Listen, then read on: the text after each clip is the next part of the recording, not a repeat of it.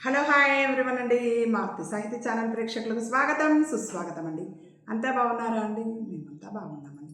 ఈరోజు మన మారుతి సాహిత్య ఛానల్లో ఎద్దనపూడి సులోచనారాణి గారు రచించినటువంటి సెక్రటరీ నావెల్లో ఈరోజు ఎపిసోడ్కు వెళ్ళే ముందు నిన్నటి ఎపిసోడ్లో ఏం జరిగిందో ఒకసారి జ్ఞప్తికి తెచ్చుకుందామండి.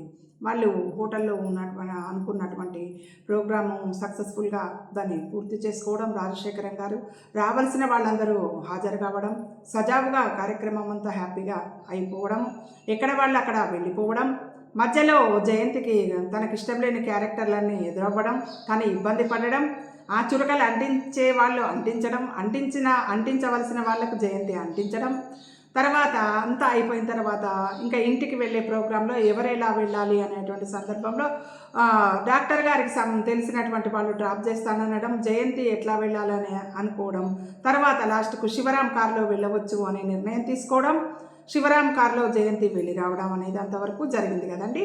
ఈరోజు ఎపిసోడ్లో ఏం జరగబోతుందో చూద్దామండి. కారులో వచ్చేస్తుండగా డాక్టర్ గారు కావుడు ప్రమీలని చేసుకుంటానని రాజా ఖాయంగా చెప్పాడా అన్నారు. ఏమో అప్పుడు అనుకున్నారు, మళ్ళీ ఏమైందో తెలియదు. ఏదైనా త్వరగా పెళ్లి చేసుకుంటేనే మంచిది. ఇప్పటికే చాలా ఆలస్యమైపోయింది. ప్రమీలని ఇవ్వాలి అనుకున్న వాళ్ళు రేఖారాణితో అంత స్నేహంగా ఎలా ఉండగలుగుతున్నారబ్బా? మీరు చెప్పేది మరీ బాగుంది. అసలు వాళ్ళకి శేఖరం పరిచయం అయింది రేఖారాణి ద్వారానే కదూ. అయితే అసలు ఈ పెళ్లి ప్రసక్తి తెచ్చింది రేఖారాణే కదా. జయంతి శివరాం ఇద్దరు మెదలకుండా వింటూ కూర్చున్నారు. మొదట డాక్టర్ గారు, కామేశ్వరమ్మ గారు దిగిపోయారు. జయంతిని ఇంటి దగ్గర గబగబా తీసుకొచ్చి దింపేశాడు శివరాం. మధ్యలో ఒక్క మాట కూడా మాట్లాడలేదు. జయంతి దిగిన తర్వాత వస్తానని చెప్పకుండానే వెళ్ళిపోయాడు. అతనంత హఠాత్తుగా మౌనంగా ఎందుకైపోయాడో జయంతికి అర్థం కాలేదు. బహుశా అనుకోకుండా ఆ స్నేహితుడన్న మాట వల్ల కావచ్చు. ఆ స్నేహితుడు ఎవరు? ప్రసాద్ అనేటువంటి ఆయనను పెళ్లి చేసుకున్నాడు శివరాం అనుకొని, పెళ్లి చేసుకొని నాకు చెప్పలేదేంటి, అయినా కూడా మీ ఇంటికి భోజనానికి వస్తాను అని చెప్పడం, ఏ విషయం తెలుసుకోకుండా అట్లా చెరువుగా మాట్లాడడం ఏంది అని బాధపడుతున్నాడా అనిపించింది జయంతికి శివరాం గురించి. మౌనంగా ఎందుకు అలా అయిపోయాడో జయంతికి అర్థం కాలేదు. బహుశా అనుకోకుండా ఆ స్నేహితుడన్న మాట వల్ల కావచ్చు. జయంతికి నవ్వొచ్చింది. రేపు శివరాం ఇంటికి భోజనానికి వెళ్ళిన అతని మొహం ఎలా ఉంటుందో ఏమో. ఇంతమందిలో శివరాం ఎందుకో చాలా దగ్గరగా అనిపించాడు జయంతికి. బట్టలు మార్చుకుని చీరను మడత పెడుతూ ఉంటే శేఖరం మాటలు గుర్తుకొచ్చాయి. అసహ్యం వేసింది. అయినా తనెంత బుద్ధి లేనిది. శేఖరం ప్రజెంట్గా పంపించిన చీరను తీసుకోవడం ఏంటి? సుమిత్రాదేవి వాళ్ళ వాలకాన్ని బట్టి చూస్తే వాళ్ళకి అసలు ఇంతవరకు తెలిసినట్టు లేదు. అది ఎలా సాధ్యం? జయంతికి అదే అర్థం కావడం లేదు. వాళ్ళ మాటలు చూపులు గుర్తు వస్తున్నాయి అంటేనే ఒంటి నిండా తేళ్లు కుట్టినట్టు జర్రులు పాకునట్టు అనిపిస్తోంది జయంతికి. శేఖరం బంగారు పిచ్చుకైతే ఈ పిచ్చుక చుట్టూ విషవలయాలు ఉన్నాయట. మిసెస్ వర్మ స్వరం చెవుల్లో గుడ్ల గూబల్లా అరుస్తోంది. శేఖరం బంగారు పిచ్చుకైతే తనకెందుకు, మట్టి గోరింకైతే మటుకు తనకేంటి? శేఖరానికి రేఖారాణితో పరిచయం, ప్రమీల ఇవ్వాలనుకోవడం, దీనికి రేఖారాణి ఒత్తాసు. ఏమిటి ఇదంతా?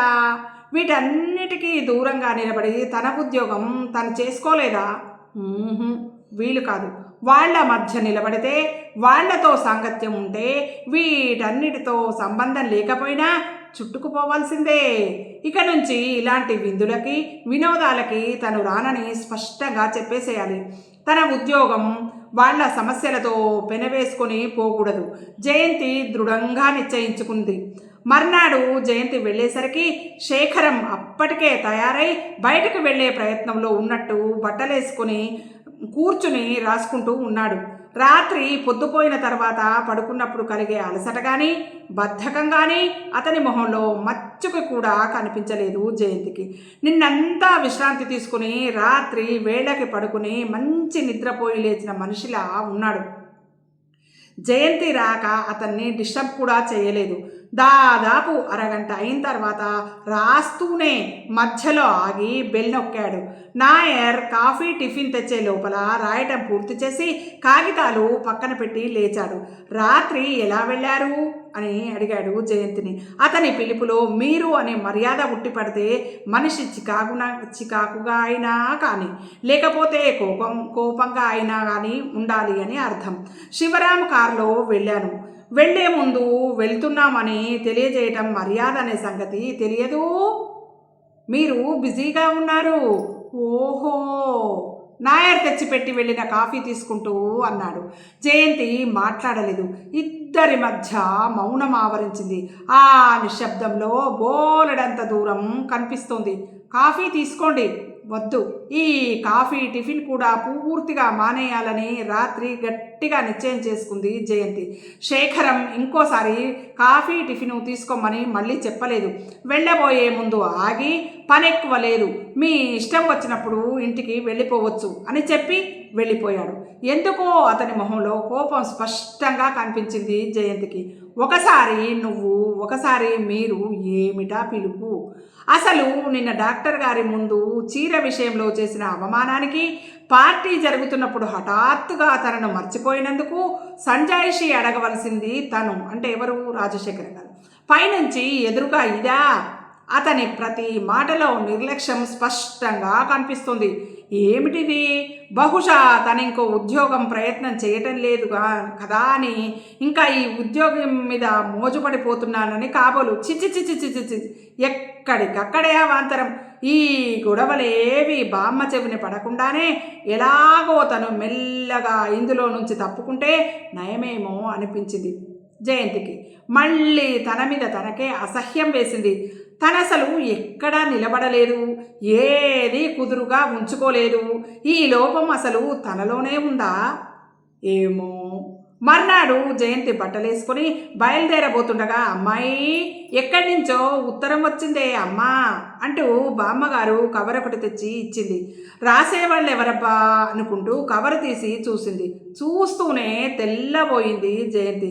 ఎప్పుడో వనితా విహార్లో చేరకముందు అసలు ఉద్యోగం అనేది ఒకటి దొరికితే చాలనిపించే రోజుల్లో సునంద ఏదో ఆడపిల్లల స్కూల్లో టీచర్ పోస్టు ఖాళీ ఉందంటే అప్లికేషన్ పంపించింది. దానికి ఇప్పుడు ఇంటర్వ్యూ. జయంతికి నవ్వాలో ఏడవాలో తెలియలేదు.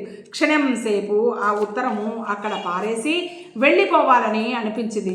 మరుక్షణం మనసులో వివేకం లాంటిది పట్టి ఆపి, నిన్ననేగా ఇంకో ఉద్యోగం చూసుకోవాలి అనుకున్నావు. శేఖరం సెక్రటరీగా నీకు నిజంగా మోజు లేకపోతే దీనికి ఎందుకు ప్రయత్నం చేయవు అని ప్రశ్నించింది జయంతి మనస్సు జయంతిని. జయంతి ఆ రోజు శేఖరం దగ్గరకు వెళ్ళడం విరమించుకొని ఒంట్లో బాగాలేదని కారు తిప్పి పంపేసి సునంద ఇంటికి వెళ్ళింది.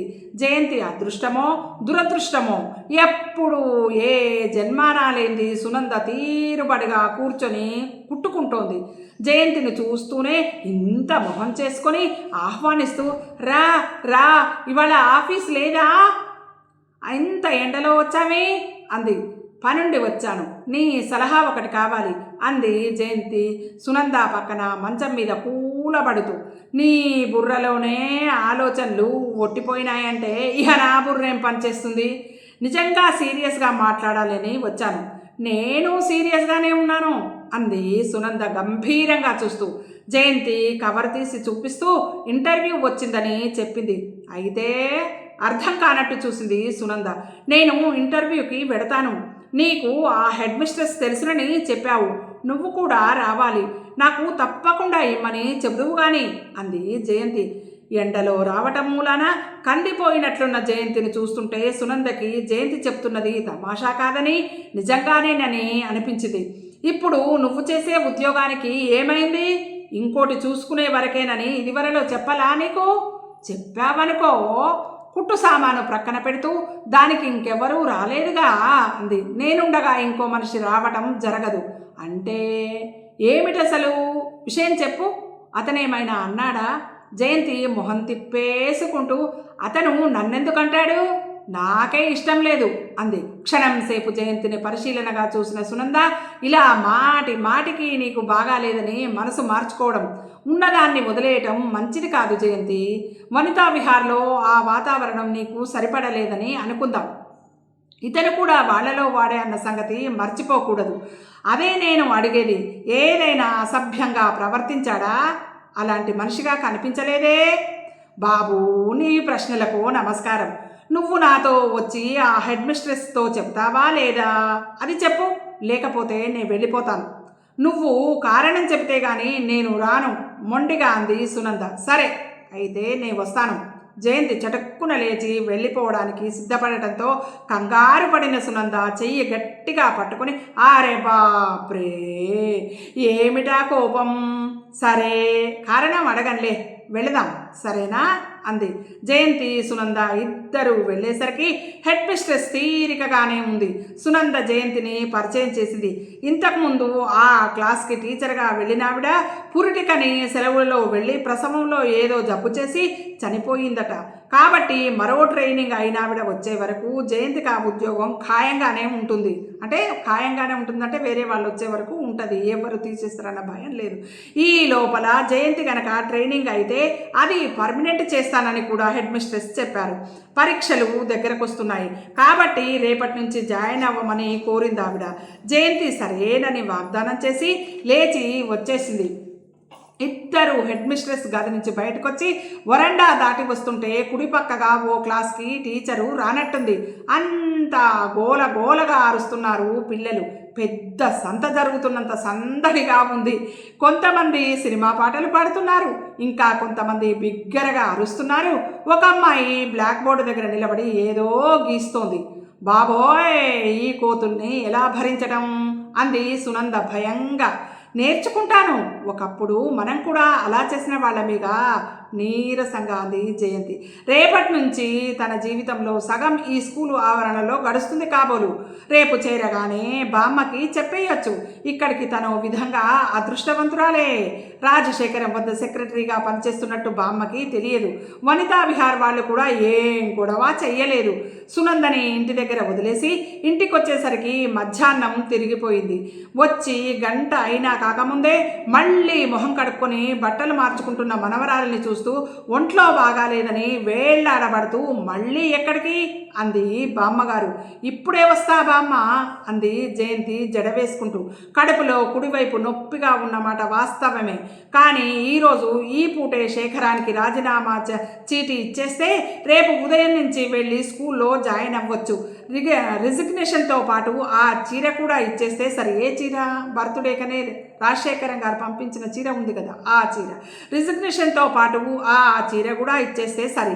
ఆ చీర సంగతి గుర్తొస్తేనే జయంతి మొహం జేవురిస్తోంది. అసలు తనంత బుద్ధి లేనిది. కాకపోతే ఇంకోళ్ళు ఇచ్చిన చీర తీసుకోవడం ఏమిటి?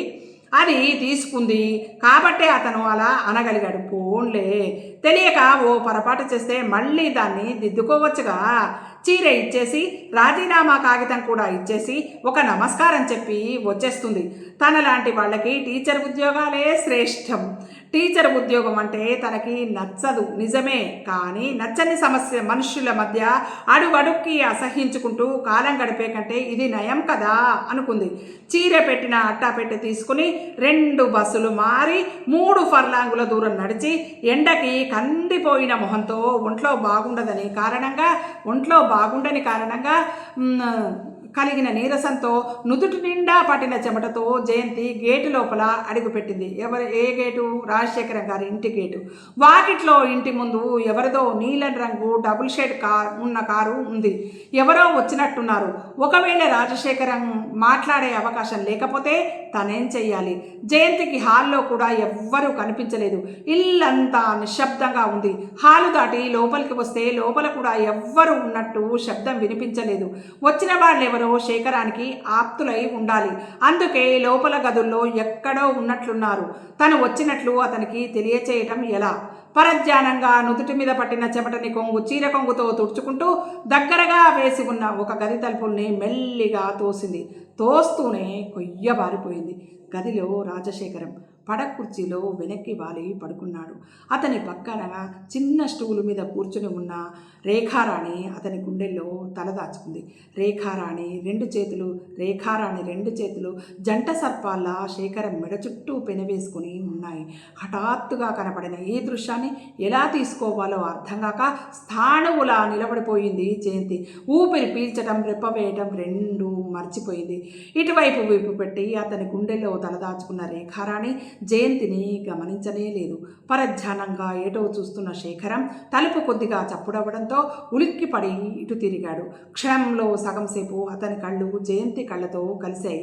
ఉన్నట్టుండి ఒక్కసారి గాలి పీల్చుకోవడం గుర్తొచ్చిన జయంతి గిరుక్కున వెనక్కి తిరిగి బయటకు పారిపోయింది.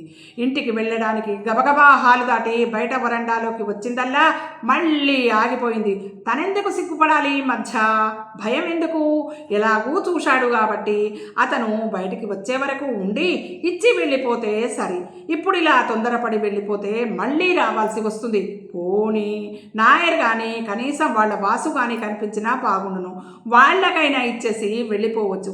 ఉండటమా లేక వెళ్ళిపోవడమా అని తటపటాయిస్తూ అక్కడే స్తంభానికి ఆనుకుని కూలబడిపోయింది జయంతి. చేదు పదార్థం రుచి చూసిన దానిలా మనసంతా అసహ్యంతో మెలికలు తిరుగుతోంది. ఎంత సిగ్గులేని వాళ్ళు! పోనీ లోపల తలుపులు గడియ వేసుకుంటే ఏ గొడవ లేకపోయేది కదా. తలుపు దగ్గరగా వేసిన వాళ్ళకి గడియ వేసుకో అనే ఓపిక లేకపోయిందో, లేక అనవసరం అనుకున్నారో? అవును మరి, ఆ ఓపికే ఉంటే పైకి రాజశేఖరం పడగదిలోకి వెళ్ళేవాళ్ళేమో. చిచి ఎంత అసహ్యం అయిన మనుషులు, ఎంత అసహ్యమైన మనుషులు! పెళ్ళైన రేఖారాణి పెద్ద మనిషిలా కనిపించే శేఖరం. అసలు ఈ ఆలోచనలన్నీ తనకెందుకు? ఎవళ్ళిష్టం వాళ్ళది, ఎవరి ప్రవర్తన వాళ్ళది. ఈ రోజుల్లో ఎవరిని విమర్శించడానికి ఎవరికి హక్కుంది గనక ఇంతకీ తను వెళ్ళిపోవడమా ఉండటమా?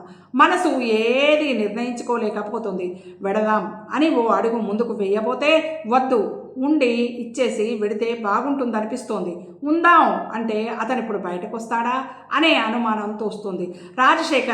రాజశేఖరం తన ఎదుటికి రావడానికి సిగ్గుపడితే జయంతి వెనక నుంచి పేరు వినిపించడంతో చివ్వున వెనక్కి తిరిగింది. ఎదురుగుండా శేఖరం. అతని చూపులు స్థిరంగా ఉన్నాయి.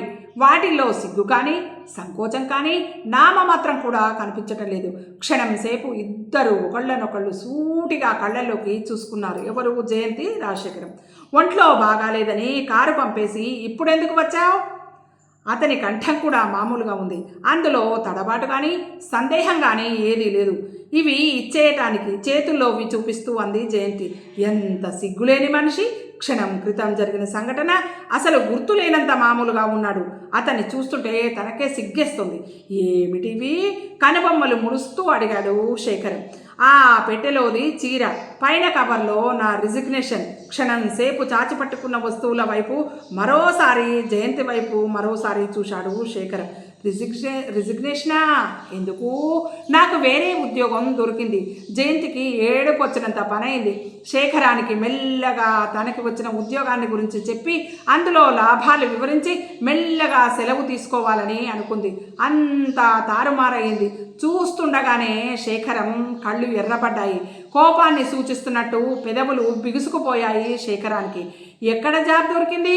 శివరాం దగ్గర స్టెనోగానా లేక ప్రకాశం దగ్గర పిఏగానా? ఎక్కడ జాబ్ దొరికింది? జయంతి మొహం కందగడ్డలా మారింది. ఊపిరి బిగబట్టుకుని అలాగే నిలబడిపోయి అతని వైపు చూడసాగింది. 2 క్షణాల సేపు జయంతిని కోపంగా చూసిన శేఖరం వెంటనే రెక్కపుచ్చుకుని గబగబా లోపలికి లాక్కెళ్ళి కుర్చీలో కూలేసి, ఒక్క నిమిషం ఉండు, ఇప్పుడే వస్తాను అంటూ బయటకెళ్ళిపోయాడు. శేఖరం గుచ్చి పట్టుకున్న చోట జబ్బ మీద ఏర్పడిన నొప్పి చూసుకుంటూ జయంతి చేతిలో వస్తువులు టేబుల్ మీద పారవేసి కుర్చీలోంచి లేచి యువతలకు వచ్చింది. ఎంత ధైర్యం, ఎంత సాహసం! మూర్ఖులకి బలం ఉంటే రాక్షసులవుతారు. జయంతి పెదవులు రోషంతోనూ కోపంతోనూ అదరసాగాయి. 10-15 నిమిషాలు అయిన తర్వాత బయట కారు వెళ్ళిన శబ్దం వినిపించింది. రేఖారాణి వెళ్ళిపోయిందన్నమాట. జయంతి మళ్ళీ ఊపిరి బిగబట్టుకుని శేఖరం కోసం ఎదురు చూడసాగింది. కారు శబ్దం ఆగిపోయిన 5 నిమిషాలకి శేఖరం లోపలికి వచ్చాడు. వచ్చినవాడు వెంటనే జయంతి దగ్గరికి రాలేదు. కిటికీ దగ్గరగా వెళ్ళిపోయి బయటకు చూస్తూ నిలబడిపోయాడు. అంత కోపంలోనూ అంత అసహ్యంలోనూ కూడా పొడుగ్గా ఠీవీగా చెక్కిన శిల్పంలా ఉన్న అతని విగ్రహం, ఆ నిలబడిన తీరు, పక్క నుంచి అందంగా దిద్దినట్టు కనిపిస్తున్న ఆ మొహాన్ని ఆసక్తిగా చూడలేకుండా ఉండలేకపోయింది జయంతి.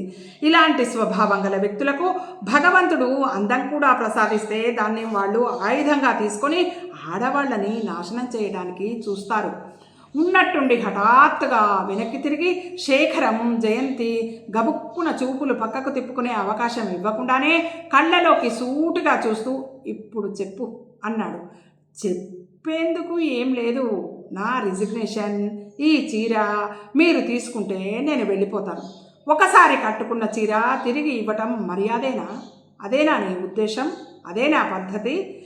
ఏది మర్యాదో ఏది అమర్యాదో పాఠాలు నేర్చుకునేందుకు రాలేదు నేను.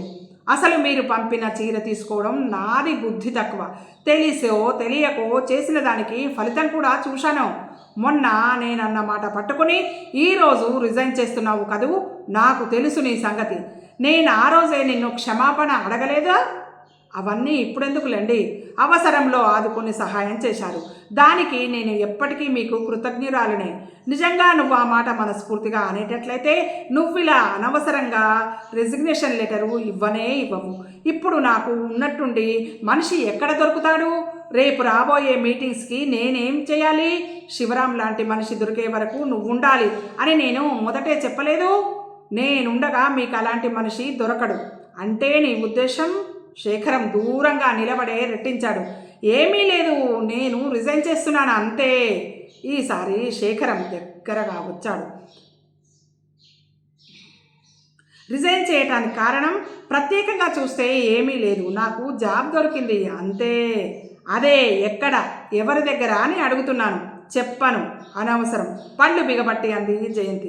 శేఖరం చెయ్యి హఠాత్తుగా జయంతి చేతిని పట్టుకుంది. ఎంత ధైర్యం నీకు? నా దగ్గర నుంచి వెళ్ళిపోవడం అంత సులభమనేనా నీ ఉద్దేశం?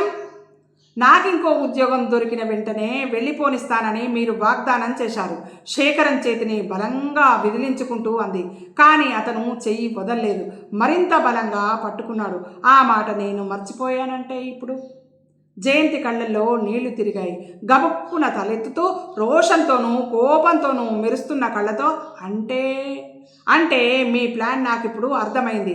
మీరు వాళ్ళలా కాదనుకున్నాను. నన్ను, నా పరిస్థితుల్ని అర్థం చేసుకున్నారు అని నేను అనుకున్నాను. నా పరిచయం ఎక్కువ లేకపోయినా మీరు చూపించే సభ్యత కలవారని నేను సహించాను. మనుషుల్ని అర్థం చేసుకునే సంస్కారం, విశాలత్వం ఉంది కాబట్టి మీ దగ్గర భయపడ అక్కరలేదు అని నేను అనుకున్నాను. కానీ ఇప్పుడు తెలుస్తుంది, మీరు వాళ్ళకంటే అసహ్యం. మనసులో ఏ ఉద్దేశం లేకపోతే మీరన్నమాట ప్రకారం నన్నెందుకు వెళ్ళిపోనివ్వరు? మీలాంటి గోముఖ వ్యాఘ్రాలను గుర్తుపట్టడం కష్టం. గోముఖ వ్యాఘ్రం అంటే పైకి ముఖమేమో ఆవులాగా ఉంటుంది, లోపల ఆలోచనలేమో పులిలాగా ఉంటాయి. అంటే వ్యాఘ్రం అంటే పులి, అంటే లోపల ఉన్నటువంటి బయటికి చూసే వరకు అయ్యో ఆవులాగానే కనిపిస్తుంది. అంటే ఏంది? ఏమీ తెలియనట్టు. లోపల మాత్రం పులి ఎంత భయంకరంగా ఉంటుందో అట్లాంటి ఆలోచనలతో ఉంటారు మనుషులు గుర్తుపట్టలేకుండా. అట్లాంటి సందర్భంలో గోముఖ వ్యాఘ్రం, బయట అమాయకంగా లోపల రాక్షసత్వంతో కనిపించేటువంటి సందర్భంలో గోముఖ వ్యాఘ్రం అనేది ఉపయోగిస్తారు. జయంతి, శేఖరం చప్పున చేయి వదిలేశాడు. నాకిప్పుడు అర్థమవుతుంది, నా మనసులో తెలిసినది చెప్పడానికి నాకేం భయం లేదు. నేనెందుకు మీకు భయపడాలి? నేను మీ డబ్బు చూసి ఆకర్షింపబడతానని అనుకున్నారు. అది నేను మీ మనసు విశాలత్వంగా తీసుకున్నాను. మీ దయాధర్మాలకి అలవాటు పడిపోతానని మీరు అనుకున్నారు. అది ధర్మంగా తీసుకోలేదు, సంస్కారంగా తీసుకున్నాను. మీ పేరు ప్రతిష్టలు చూసి మురిసిపోయి అందరిలా ఆకర్షింపబడి మీ చుట్టూ తిరిగే శలభాల్లో ఒకదాన్ని అవుతాననుకున్నారు. శలభం అంటే కీటకంలా మీ చుట్టూ తిరిగే శలభాల్లో ఒకదానిని అవుతానని అనుకున్నారు. అంటే మీ చుట్టూ తిరిగే కీటకాల్లో ఒక కీటకంలాగా అనుకున్నాను. తర్వాత ఇంకా అలాగే నిలబడి చూస్తూ అడిగాడు. నాకు మొదటి నుంచి తెలుసు. వనితా విహార్లో మిమ్మల్ని గురించి అనేక రకాలుగా అనుకుంటుంటే నమ్మలేదు. మీలో నాకు ఆ ఛాయలే కనిపించలేదు. కానీ మీరు ఆయాసంతో సెకండ్ సేపు ఆగింది జయంతి. అతను మధ్యలో ఏదో చెప్పబోయాడు. దానికి అవకాశం ఇవ్వకుండా మళ్ళీ తన ధోరణిలో తను మాట్లాడసాగింది జయంతి. అతని చూపుల్లో కనిపించిన భావానికి బయట నుంచి వస్తున్న గాలి, గదిలో ఆవరించుకున్న వెలుతురు కూడా వణికిపోయాయి. ఇది ఈరోజు ఎపిసోడ్ అండి. ఈ ఎపిసోడ్ మీకు నచ్చినట్టయితే లైక్ చేయండి, షేర్ చేయండి, మన మారుతి సాహితీ ఛానల్ని సబ్స్క్రైబ్ చేయండి. మీ అందరి ఆశీస్సులు, ప్రేమ, ఆదరాభిమానాలు మన మారుతి సాహితీ ఛానల్కి వెళ్ళే వేళలా ఉండాలని, మనందరం ఆనందంగా, ఆరోగ్యంగా, సుఖంగా, సంతోషంగా ఉండాలని మనస్ఫూర్తిగా కోరుకుంటూ మళ్ళీ రేపటి ఎపిసోడ్లో మళ్ళీ కలుసుకుందామండి. ఉంటానండి, మీ మారుతి సాహితీ ఛానల్.